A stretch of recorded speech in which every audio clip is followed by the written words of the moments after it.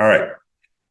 So once I've done the mobile F&A or the money Sherlock for the client, and I'm getting ready to run quotes for that client in an effort to close them, right? Maybe we're on a second appointment. I would say, Jack and Jill, what I'd love to do is start by running some quotes for you. And I would like to find a plan that fits your budget that you feel comfortable with. So Jack, it says here that on your mobile F&A that you need $500,000 of life insurance protection based on your income protection number. So we're going to start at 500,000. While I'm doing that, Jack, it's recommended that you spend about 1%, maybe a maximum of 2% of your income to pay for life insurance, right? You and Jill together, you guys make $8,000 a month. That would be a budget of $80 a month up to $160 a month. Now, if 160 feels too rich and you would like that number to be lower, you can help me find a more comfortable range that you would like to budget for spending on life insurance. Now, if Jack and Jill say, yeah, I think we could go 80 to 120, perfect. And that's for both of you combined. My job is to find a plan that fits in the 80 to 120 range for you. If I can find that plan and you're comfortable with it, is there any reason I cannot earn your business? No, perfect. All right. So 500,000, 35-year term is $130 a month. Now, Jack, you're 39 years old. I don't think you need a 35-year term.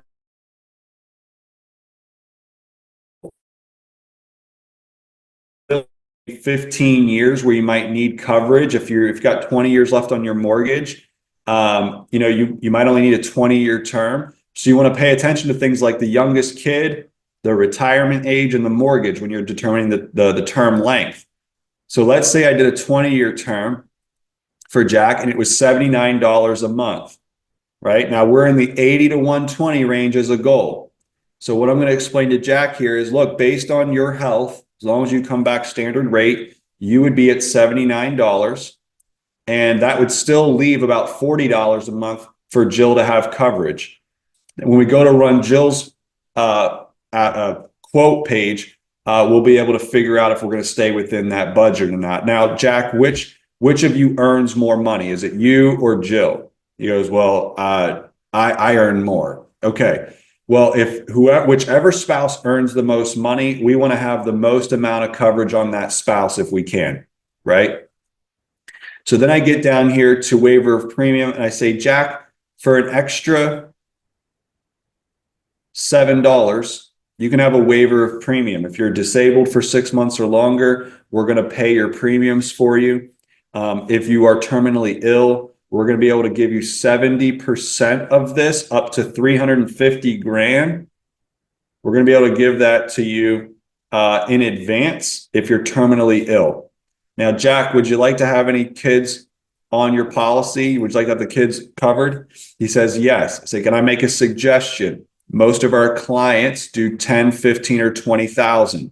10,000 is $5.67. 15,000 is $8.51. He stops me right there and goes, I want the 15,000. All right, I can show you 20, right?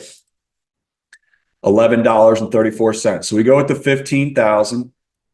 And right now we're at $94.77. This doesn't leave a ton of room for Jill, right? So maybe we take the waiver of premium off and now we're at, $87 a month. And so Jack says, this looks great. This is exactly what I'm looking for. Jack, let me take you through the application and underwriting process. Now I do that because I don't say, do you want to buy? I don't just jump right to that. There's a process to this. So I say, Jack, here's how it's going to work. When we hit the application button, we're going to fill out some of your personal information. We're going to be applying for this coverage, but you're not quite locked in yet. Within about 2 business days, we're going to take the $87 out of checking and we're going to put that into escrow for you. If you change your mind or you're declined for the coverage, it's refunded back to you, no questions asked. Assuming you want to keep the policy. And after the underwriting is completed, then this escrowed money is actually going to cover your first month, which might be 2 months from now. Okay.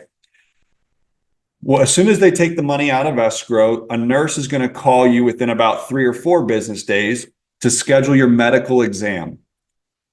For the precision term policy, a medical is required. The nurse is going to be able to come to your house or to your place of work.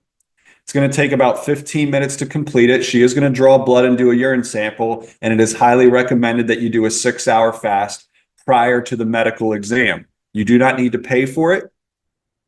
And my recommendation is do it in the morning, first thing.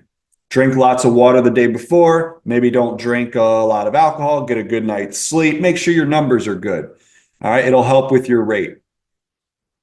Once the medical is completed, the results are sent down to our home office in Atlanta, where the underwriting department is going to make a decision.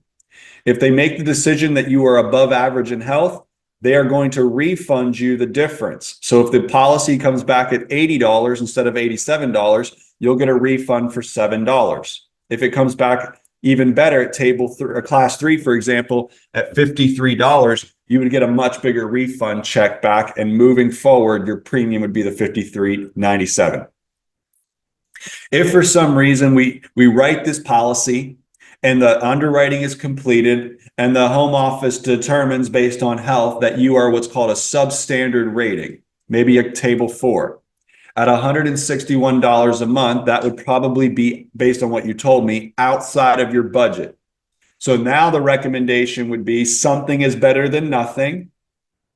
And we may go without the child rider. We may reduce your term length, right? And we may reduce your coverage to make it more affordable, but we can play with the numbers after the fact. How does that sound? Great. So here's my recommendation. My recommendation is we start the application process. Are you ready to get started? Yes. Great. So now what we're going to do is we're going to hit apply now.